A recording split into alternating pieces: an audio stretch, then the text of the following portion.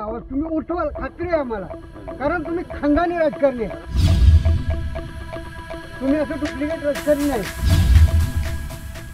तुम्ही निश्चितपणे आवाज उठवणार आणि शेतकऱ्याची तळमळ अगदी पवार साहेबांपासून सगळ्याला आहे. आवाज तुम्ही उठवाल, खात्री आहे आम्हाला.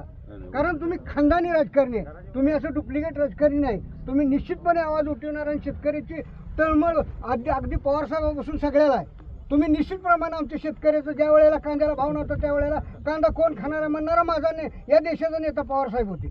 कांद्याला भाव दिला पाहिजे म्हणणारे. साखर कुणाला लागते, खायला किती लागते, साखर इतर प्रोडक्शनला जास्त जाते, माझ्या साखरेला भाव मिळाला पाहिजे म्हणणारे पवार साहेब हे एकमेव देशाचे नेते. तुम्ही वारस आहेत त्यांचे. तुम्हाला आमची विनंती आहे, सगळ्या चिनाकाठ या महाराष्ट्रातल्या सगळ्या पूरग्रस्ताच्या वतीने विनंती, हा आवाज उठवा. तुम्ही निश्चित उठवणार आहे, पण त्याही पेक्षा जोरात उठवा ही विनंती करतो. आणि फक्त अधिवेशनात नाही तर रस्त्यावर पण उठवावं लागेल. आम्ही तुमच्या पाठीशी आहोत दादा.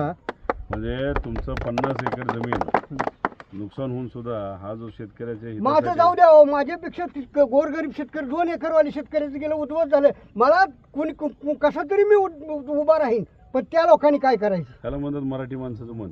दादा, ज्यावेळेस 93ला भूकंप झालता त्यावेळेस घरं उद्ध्वस्त झालती. आता भविष्य उद्ध्वस्त झाले. त्यावेळेस पवार साहेब ज्यावेळेस रातोरात किल्लारीला आले तोच प्रसंग आमच्या पुढे आज उभारलाय. तो आम्ही उद्ध्वस्त होत असताना तुम्ही आमच्या मदतीला आलाय.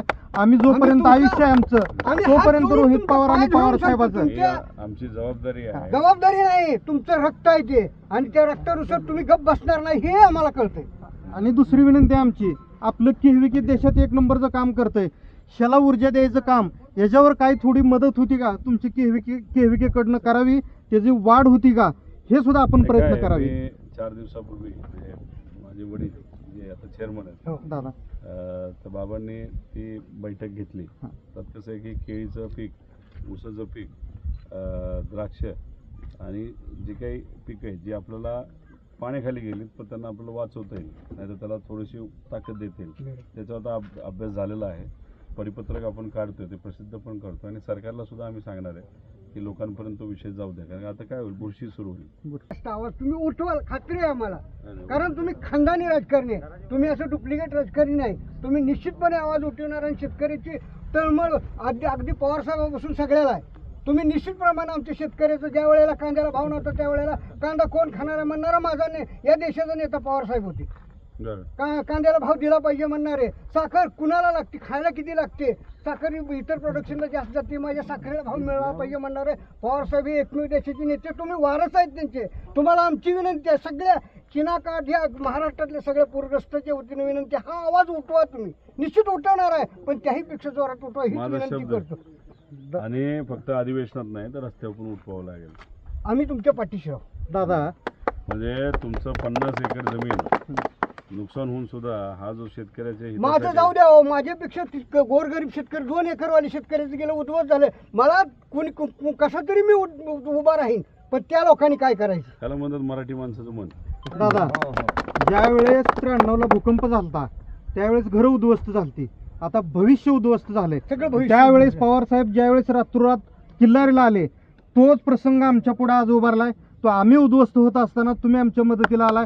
आम्ही जोपर्यंत आयुष्य आहे आमचं तोपर्यंत रोहित पवार आणि पवार साहेबांचं आमची जबाबदारी आहे. जबाबदारी नाही, तुमचं रक्त आहे ते, आणि त्या रक्तानुसार तुम्ही गप्प बसणार नाही हे आम्हाला कळतंय.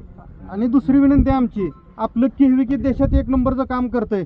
शेला ऊर्जा द्यायचं काम, याच्यावर काही थोडी मदत होती का तुमची केहविकेकडनं करावी, त्याची वाढ होती का हे सुद्धा आपण प्रयत्न करावे. 4 दिवसापूर्वी माझे वडील जे आता चेअरमन आहेत दादा, तर बाबांनी ती बैठक घेतली. त्यात कसं आहे की केळीचं पीक, ऊसाचं पीक, द्राक्ष आणि जे काही पिकं आहेत जी आपल्याला पाण्याखाली गेलीत पण त्यांना आपल्याला वाचवता येईल, नाहीतर त्याला थोडीशी ताकद देता येईल, त्याच्यावर आता अभ्यास झालेला आहे. परिपत्रक आपण काढतोय, ते प्रसिद्ध पण करतो आणि सरकारला सुद्धा आम्ही सांगणार आहे की लोकांपर्यंत तो विषय जाऊ द्या. कारण आता काय होईल, बुरशी सुरू होईल.